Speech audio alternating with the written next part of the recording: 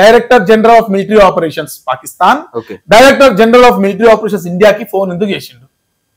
ఎందుకు రిక్వెస్ట్ చేసిండు? But Trump ఇప్పుడు ఇండియా నా మాట వినలేదని ఎందుకు ఎగిరెగిరి పడుతున్నాడు? చదువుకున్నానికి ఏమర్థమవుతుంది? తలకాయలో ఏమర్థమవుతుంది?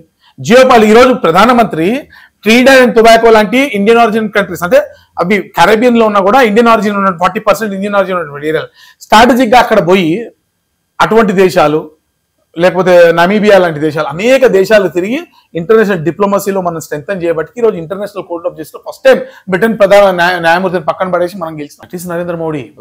ఈరోజు భారత్ సొంతంగా ఇండిజినస్ వెపన్స్ తోటి అటు చైనా, ఇటు పాకిస్తాన్, ఇటు బంగ్లాదేశ్ ముగ్గురు కలుపుకొని ఇండైరెక్ట్ గా వీళ్ళు యుఎస్ కూడా ఇండైరెక్ట్ గా సపోర్ట్ ఒక రకంగా అనుకుంటే వాళ్ళందరూ కలిసి ఉన్నా కూడా మన ఓన్ ఇండిజినస్ వెపన్స్ తోటి ఇక్కడ కూర్చొని బోర్డర్ లోంచి కూర్చొని అక్కడ కొట్టగలిగింది అంటే, అక్కడ డిస్ట్రాయ్ చేయగలిగింది అంటే ఎవరు గొప్పతనం? That is because of Narendra Modi.